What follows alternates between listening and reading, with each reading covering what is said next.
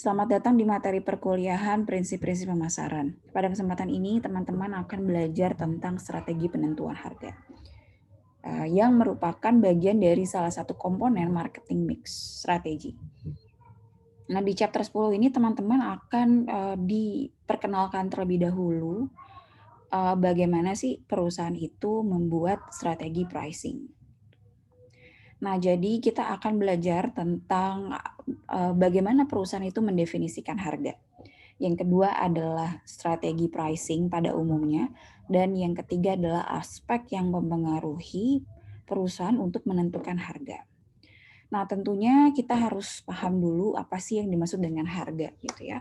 Jadi harga itu kalau dari sudut pandang konsumen ini definisinya di bagian sini, bagian kiri gitu. Harga itu adalah berapa banyak uang yang dikeluarkan bagi produk maupun jasa gitu. Nah, ini sebenarnya harga itu adalah ringkasan atau sebuah persepsi yang menggambarkan value atau nilai yang akan didapatkan atau diberikan dari konsumen kepada perusahaan, di mana perusahaan akan mendapatkan benefit. Sedangkan dari sudut pandang perusahaan, harga ini adalah elemen yang merupakan bagian dari bauran pemasaran atau marketing mix yang akan menghasilkan pendapatan. Dan harga itu sudah termasuk dalam komponen ada di dalamnya itu adalah komponen biaya gitu.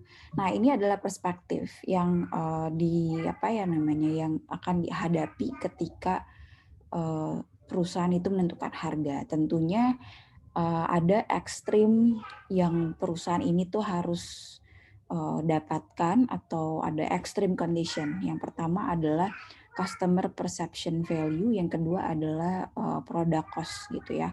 Jadi ketika menentukan harga, yang dipikirkan oleh perusahaan ini adalah ekstrim dari product cost, di mana kalau ada price floor gitu ya, harga terendah, di mana perusahaan tuh nggak dapat profit sama sekali. Tapi juga ada juga ekstrim yang cukup tinggi itu, di mana ada harga yang tinggi sekali, di mana demand itu tidak ada di situ, di mana konsumen itu tidak akan mampu membeli. Nah, penentuan harga ini adalah pertengahan antara customer perception of value dan juga product cost, di mana ada demand-nya. Yang kedua adalah kita bisa mendapatkan profit di sini. Nah, sebelum menentukan harga gitu ya, perusahaan itu harus memikirkan sebenarnya kualitas dari produk ini tuh apa gitu. Misalnya contoh saya mau nentuin harga pakaian, misalnya contoh Uniqlo deh. Uniqlo itu ketika dia menentukan harga baju, dia pasti akan menentukan dulu gitu ya. Sebenarnya kualitas apa sih yang ingin ditawarkan konsumen. Uniqlo itu terkenal dengan produk yang punya teknologi kain yang cukup baik. Nah, itu adalah objektif gitu ya, objektif marketing strategi, dan itu yang akan menjadi karakteristik gitu. Dan harga di situ harus bisa sesuai dengan kualitas yang ingin diberikan kepada konsumen. Nah, tentunya ketika menentukan pricing ini ada pertimbangan internal dan juga eksternal. Pertama dari segi internal itu adalah marketing strategi, ya tadi misalnya Uniqlo ya, Uniqlo itu ingin mengunggulkan teknologinya, teknologi bahannya.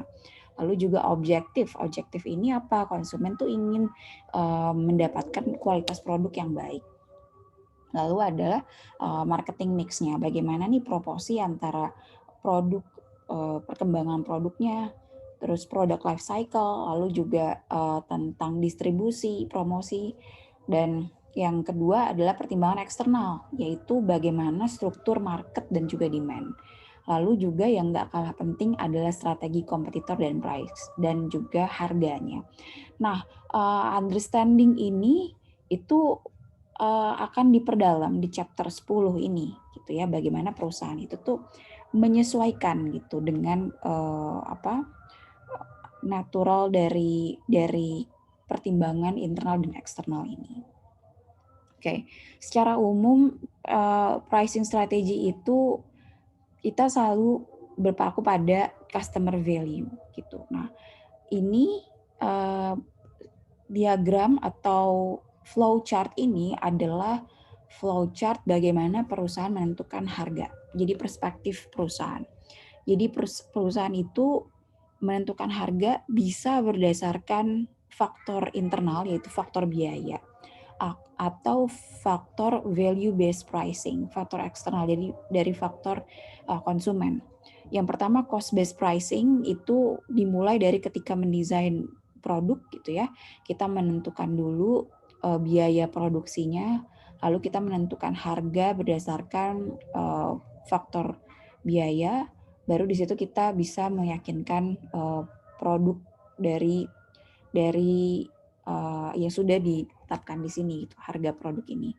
Lalu yang kedua adalah value based pricing. Jadi kita lihat dulu nih kebutuhan konsumen. Kira-kira tuh harga yang mahal, harga yang murah tuh bagaimana nih untuk ukuran produk yang akan kita jual.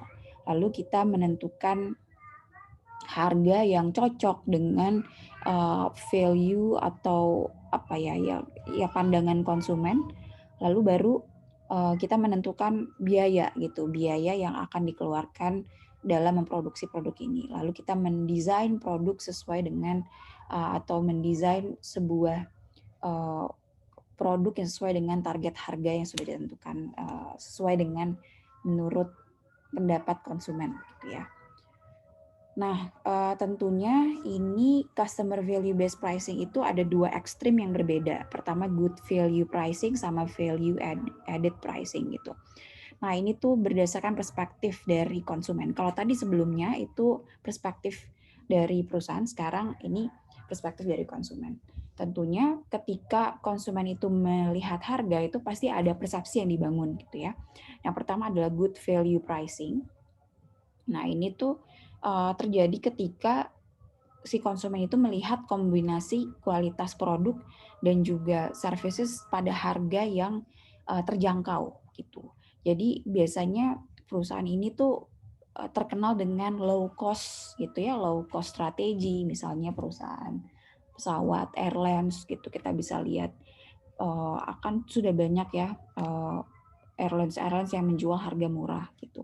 Lalu ada juga nih perusahaan yang menjual harga karena ada nilai tambahnya gitu, karena ada diferensiasi yang kuat gitu ya.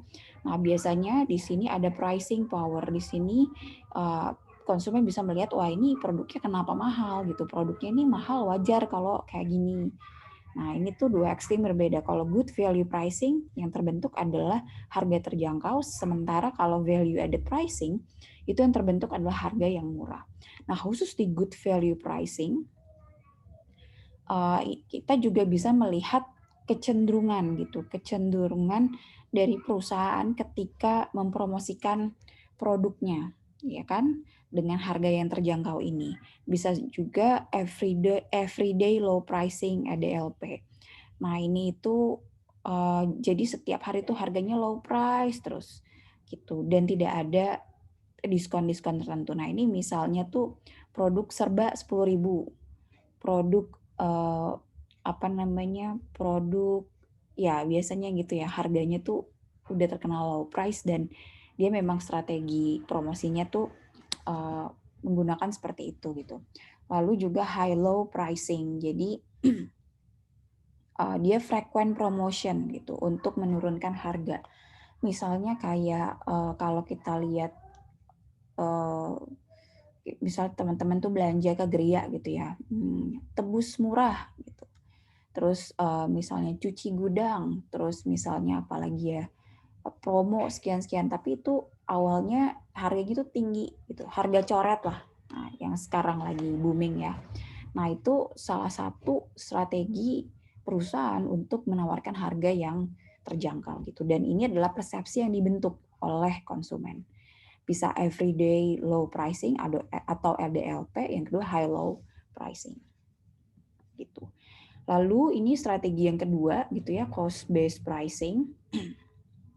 Nah, jadi cost based pricing itu gimana sih perusahaan itu menentukan harga berdasarkan faktor biaya. Tentunya kita mesti tahu dulu biaya apa saja yang digunakan gitu ya ketika memproduksi produk tuh. Jadi struktur biaya itu terdiri dari cost of product producing, terus juga mendistribusikan dan juga menjual produk itu. Tentunya apa sih yang dipikirkan perusahaan ketika menentukan harga dengan strategi seperti ini adalah fair rate of return. Jadi kita ngelihat lagi nih return dari profit, lalu juga resiko gitu, effort perusahaan dan lain-lain. Nah, biasanya keunikan dari cost based pricing itu perusahaan bisa menentukan markup, menaikkan harga dari biaya yang sudah ditentukan dari perusahaan gitu, biaya yang sudah dikeluarkan dari produksi produk ini. Nah, tipe-tipe biaya ketika memproduksi produk ada 3. Yang pertama adalah struktur fixed cost atau biaya tetap, yang kedua adalah variable cost, dan yang ketiga adalah total cost gitu, total biaya.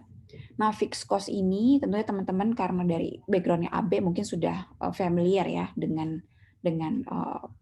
terminologi seperti ini. Nah, fixed cost ini adalah harga tetap, biaya tetap yang dia tidak ada perubahan variasi harga sesuai dengan level penjualan gitu. Sedangkan variable cost ini dia harganya itu bisa bervariasi tergantung dari level penjualan. Nah, total cost ini adalah jumlah antara fixed cost dan variable cost. Gitu. Cost plus pricing gitu. Nah, ini adalah tadi berkaitan dengan markup strategi dari biaya yang sudah ditentukan, dan ini adalah kelebihan dari perusahaan yang menggunakan strategi cost based pricing gitu. Nah, ini ada pun benefit dan juga kerugiannya gitu ya.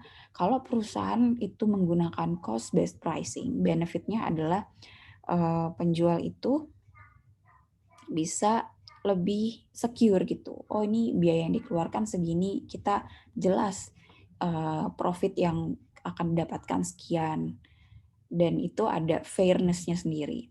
Lalu juga minimalisir persaingan harga gitu ya. Jadi kita antara harga kita dengan harga kompetitor tuh bisa berbeda. Terus juga ini bisa jadi dari sudut pandang konsumen itu ini harga yang tepat gitu. Nah, cuman disadvantage-nya ini perusahaan yang menggunakan strategi cost based pricing ini biasanya tuh dia itu nggak terlalu lihat demand dan juga tidak terlalu lihat harga kompetitor. Jadi kita bisa lihat kalau produk-produk yang menggunakan cost based pricing itu dia jarang gitu ya mengeluarkan harga-harga yang mengikuti perkembangan harga di kompetitor gitu. Nah, ini biasanya produk-produk premium. Nah, itu dia tidak terlalu melihat demand dan juga harga kompetitor. Nah, ini adalah ilustrasi bagaimana si perusahaan itu melakukan markup pricing gitu ya. Jadi saya akan jelaskan mungkin ketika melakukan markup itu kita mesti tahu dulu variable cost-nya berapa, fixed cost-nya berapa, dan juga expected unit penjualan yang akan terjual gitu. Dalam sekali produksi, dalam sekali manufacturing tuh dia berapa kali ini harus terjual. Itu harus jelas di awal. Nah, ketika menentukan markup, kita harus menghitung dulu satu unit biaya produksi itu berapa harganya, ya kan? Jadi dengan cara ini variable cost ditambah fixed cost per unit sales. Nah, ini tuh rumus baku ya. Saya yakin teman-teman AB sudah lebih familiar dengan rumus ini. Gitu. Nah, misalnya markup itu adalah kita ingin ngambil berapa persen gitu profitnya. Nah, jadi markup itu misalnya kita ingin 20%. Gitu. Kita ingin dapatkan 20% profit gitu ya dari harga yang dari produk yang sudah dijual. Nah, ini rumusnya seperti ini.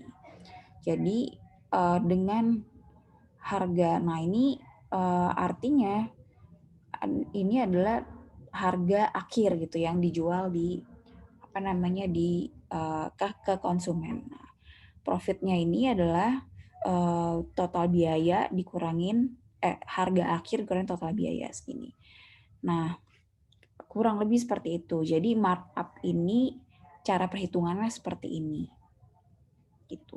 Nah, setelah perusahaan itu menentukan markup, tentunya kita harus menganalisa gitu ya, menganalisa kesehatan keuangan dari uh, dari perusahaan. Tentunya kita tidak ingin menjual harga yang terlalu tinggi dan juga terlalu rendah. Kita harus tahu batas di mana harga ini tuh dikatakan aman gitu untuk perusahaan. Yang pertama adalah break even pricing. Ini adalah harga di mana total biaya itu sama dengan total pendapatan. Artinya di sini nggak ada profit gitu. Nah, setelah break even pricing juga kita harus menentukan target profit pricing. Di masing-masing harga itu ada harga, kan ada kadang tuh kita menentukan harga, ada harga harga markup, lalu harga break even. Nah, itu kan di antara harga markup dan harga break even itu ada, kita bisa menentukan diskon gitu ya. Kapan kita diskon, kapan kita melakukan menjual harga di bawah break even juga bisa. Nah, itu harus ada target profit juga gitu di situ. Nah, slide selanjutnya saya akan menjelaskan ilustrasi bagaimana sih menentukan break even pricing dan juga target profit pricing. Nah, ini adalah ilustrasinya. Ilustrasi di atas ini bagaimana perusahaan itu menentukan break even point ya, break even pricing gitu. Nah, ini tentunya yang ditentukan adalah volumenya berapa dan juga harganya. Jadi pertama nih kita harus tahu penjualan berapa sih kita itu di revenue kita tuh sama dengan total biaya. Nah, ini volumenya berapa. Lalu tentunya setelah itu kita akan menentukan profit pricing. Nah, misalnya dengan break even-nya 30.000 ya. Berarti kan di sini gitu. Demand di sini itu kita sudah break even. Kira-kira di harga berapa nih? Harganya 20 misalnya. Di harga 20 ini kita termasuk yang break even. Kita no profit di sini. Nah, tentunya kan unit demand to break even tuh sekian. 30.000. Nah, ketika nentuin profit pricing, itu kita harus nentuin range harga di mana kita bisa mendapatkan profit yang kita inginkan gitu. Nah, tentunya juga disertai dengan total revenue yang akan didapatkan dan juga total cost gitu. Nah, profit itu adalah total revenue dikurangin total cost. Nah, tentunya di sini ini adalah ilustrasi bagaimana profit pricing. Jadi di harga sekian itu unit demand-nya. Ini bukan break even. Ini tuh berapa banyak penjualan menuju ke break even. Nah, jadi di sini yang harus bisa ditentukan adalah berapa profitnya gitu ya, berapa profitnya dari total revenue yang ingin kita dapatkan. Dari harga sekian dikali price sekian dikali unit demand yang ingin kita jual berapa, nanti kan dapat nih total revenue gitu ya. Terus ternyata expected demand-nya kita bisa juga lebih, kalau misalnya harga segini unit yang didapatkan bisa juga kalau skemanya lebih tinggi yang dijual lebih rendah dari yang dijual, ini kira-kira profitnya berapa. Ini adalah sebuah skema gitu.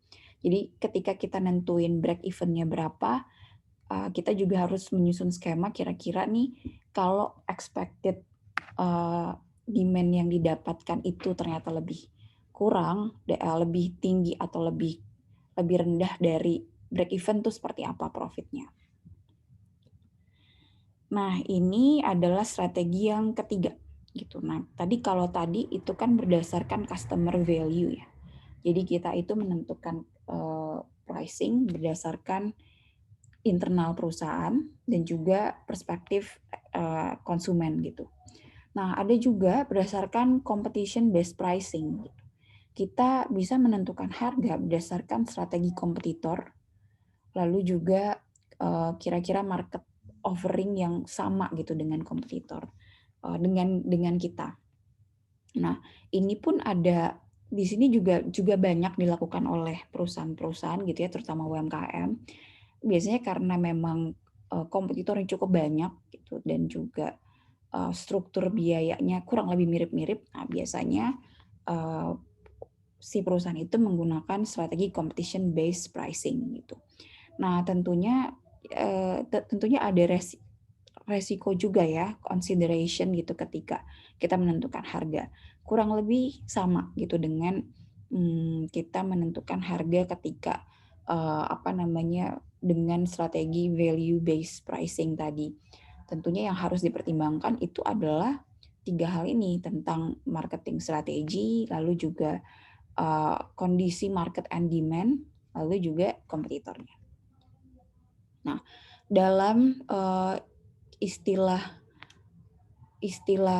baik itu competition based pricing, value based pricing, itu ada beberapa pertimbangan gitu yang mempengaruhi kapan perusahaan akan menggunakan value based pricing, kapan perusahaan akan menggunakan kompetitor based pricing. Tentunya pertimbangan yang pertama adalah price positioning strategy. Bagaimana kita itu memposisikan harga ini tuh bagaimana diposisikan di market gitu. Nah, dengan strategi target costing tadi ya. Jadi biasanya perusahaan itu punya ideal pricing gitu, ideal harga jual yang ideal itu yang cocok dengan pertimbangan value, pertimbangan konsumen ketika memilih produk, lalu juga target biaya gitu, bukan target dan juga biaya yang sudah dikeluarkan. Nah, price positioning strategy ini itu pasti akan menentukan gitu ya, akan menentukan dia tuh ingin lebih baik dengan kompetitor atau di bawah kompetitor atau mungkin tidak keduanya gitu. Nah, ini biasanya perusahaan itu yang punya wewenang sendiri dalam menentukan price positioning strategi. Lalu yang kedua adalah faktor organisasi gitu ya. Faktor organisasi itu kadang juga menentukan bagaimana sih perusahaan itu menentukan strategi harga. Nah, pertimbangan organisasi ini biasanya tuh kita melihat siapa sih yang biasa menentukan harga dan siapa yang bisa menginfluence harga ini tuh bisa lebih tinggi atau lebih rendah di pasaran. Pertama yang menentukan pricing itu pasti kan orang produksi ya. Cuman yang menginfluence pricing itu belum tentu orang produksi, bisa jadi orang marketing. Bisa jadi kalau perusahaan itu PT, bentuknya PT, ada komisaris, itu juga bisa menentukan gitu, mempengaruhi penentuan harga. Nah, ini juga faktor ketiga ini yang juga cukup penting, yaitu bagaimana struktur faktor market and demand gitu. Jadi sebelum kita menentukan harga, kita tuh harus tahu dulu kondisi pasar dan juga kondisi demand. Dan bagaimana sih keterkaitan antara harga dan juga permintaan mengenai produk kita. Nah, ini adalah kelanjutan nih dari market and demand factors gitu ya. Yang paling dominan dari market and demand factors itu kita bisa lihat dari naturalistik dari competition gitu. Jadi kita mesti tahu bagaimana sih lanskap kompetisi dari produk yang ingin kita jual ini, lanskap industrinya itu bagaimana, kompetisinya itu bagaimana. Nah, ada 4 jenis kompetisi pada persaingan pasar gitu. Yang paling basic itu adalah pure competition. Ini tuh competition yang paling sehat ya, di mana buyers dan sellers itu punya perspektif yang seragam gitu mengenai harga dan juga mengenai basic market offering yang ditawarkan. Nah, pure competition ini tuh biasanya terjadi biasanya ada di perusahaan seperti bank, misalnya bank itu kan udah jelas suku bunganya berapa, terus juga kita sebagai konsumen tuh tahu ya produk-produk yang ditawarkan itu seperti ini dan lain-lain. Atau misalnya pure competition ini tuh produk-produk bahan-bahan rempah yang benar-benar masih ini banget, masih raw materials banget. Nah, itu kan kita bisa lihat harganya dan tidak ada market offering yang terlalu signifikan gitu ya, berbeda signifikan antar competitors. Nah, yang kedua dan ketiga ini monopolistic competition dan oligopolistic competition ini sedikit lebih advance dari pure competition gitu ya. Nah, ini agak-agak mirip monopolistik dan oligopolistik gitu. Jadi di sini itu kita bisa lihat beberapa sellers yang bersaing gitu untuk menawarkan produknya. Kita bisa lihat perbedaan harga dan juga bagaimana mereka menawarkan dan juga bagaimana produknya. Nah, khusus di monopolistic competition itu tuh antar kompetitor itu terlihat berbeda. Berbeda dari segi penawaran harganya, penawaran kualitas produknya, nah itu tuh berbeda sekali. Tapi tidak ada persaingan harga, tidak ada tuh sensitivitas perubahan harga di kompetitor. Nah, kalau sudah ada perubahan harga, sensitivitas perubahan harga di masing-masing kompetitor itu jatuhnya oligopolistic competition. Jadi bedanya kalau di kesamaan monopolistik dan oligopolistik ini sama-sama kita bisa ngebedain, buyers pembeli ini bisa ngebedain, oh kompetitor A ini jualnya harga sekian, kualitasnya kayak gini, kayak gini, kayak gini. Nah, dan monopolistik cenderung kita bisa tahu gitu persaingannya kayak gimana. Nah, kalau di oligopolistik ini biasanya itu kadang-kadang ada persaingan harga gitu antar kompetitor. Misalnya kompetitor A itu baru menjual produk dengan harga 10.000. Tiba-tiba kompetitor B itu jual produk dengan harga 10.500. Tapi itu perbedaannya tuh dikit sekali gitu antara kompetitor ini. Nah, itu adalah oligopolistic competition. Yang terakhir adalah pure monopoly. Ini tuh hanya ada satu pemain di penjual. Jadi pembeli itu pasti akan membeli ke produk itu saja. Misalnya produk-produk yang dikeluarkan oleh pemerintah, misalnya BPJS, ya kalau kita pengen, misalnya ini khas untuk produk-produk yang dikeluarkan oleh pemerintah. Nah, pertimbangan lain adalah demand curve. Nah, ini tentunya teman-teman ini pasti sudah familiar ketika belajar ekonomi ya, bahwa prinsipnya adalah ketika harga itu tinggi, permintaan akan semakin turun. Nah, ini biasanya tuh khas untuk produk-produk premium, produk luxury. Nah, juga yang selanjutnya adalah price elasticity of demand gitu. Ini juga sudah dipelajari di pelajaran ekonomi gitu ya, bahwa memang beberapa produk itu ada tingkat elastisitas demand-nya. Kita masih tahu juga bagaimana sih kualitas demand, elastisitas demand dari produk kita gitu. Nah, tentunya kita juga ini saya rasa teman-teman sudah cukup familiar ya dengan perspektif ini. Nah, other external and internal condition itu ada beberapa kondisi yang juga mempengaruhi. Pertama adalah economic condition gitu. Ya sekarang kita musim pandemi gini, tiba-tiba perusahaan tuh ngeluarin harga diskon besar-besaran gitu. Nah, itu karena faktor pandemi ya, di mana konsumen itu kan daya belinya semakin menurun. Nah, itu mau nggak mau perusahaan tuh menentukan harga. Bisa jadi dia di bawah BEP dan lain-lain. Lalu juga resell respond to price gitu, mungkin ada juga kalau ini perusahaan menggunakan strategi reseller itu pasti ada sharing profit gitu ya, sharing profit yang harus dikeluarkan di reseller ini. Nah, itu kadang-kadang pricing-nya tiba-tiba bisa berubah gitu. Reseller ini menawarkan harga yang lebih rendah, harga yang lebih tinggi karena service dia lebih tinggi dan lain-lain. Nah, itu biasanya bisa jadi harga di perusahaan yang kita jual, harga di distribusi yang kita jual sendiri dengan distributor itu bisa berbeda. Mungkin karena faktor jasanya itu berbeda dan lain-lain gitu ya. Lalu government, nah ini juga sama. Ini tuh kemarin kita bisa berkaca sama ini apa namanya, semenjak adanya ojek online itu kan persaingan harga tuh semakin tinggi ya antara, jadi tuh harga apa misalnya jual ojek pengkolan gitu biasanya dia bisa menawarkan harga 5.000 sampai 10.000, sementara ketika ada ojek online tuh promonya bisa 1.000, 2.000. Nah, itu kan unfair competition gitu.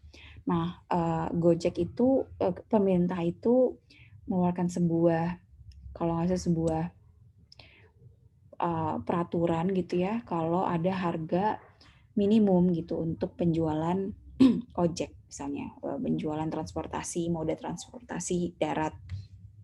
Nah, itu juga Gojek ini juga harus beradaptasi gitu. Bagaimana dia harus menjual jasa yang tetap apa namanya masih di bawah range harga yang fair gitu menurut sudut pandang pemerintah tadi. Lalu juga social concern juga bisa mempengaruhi bagaimana sih perusahaan itu menentukan harga. Oke.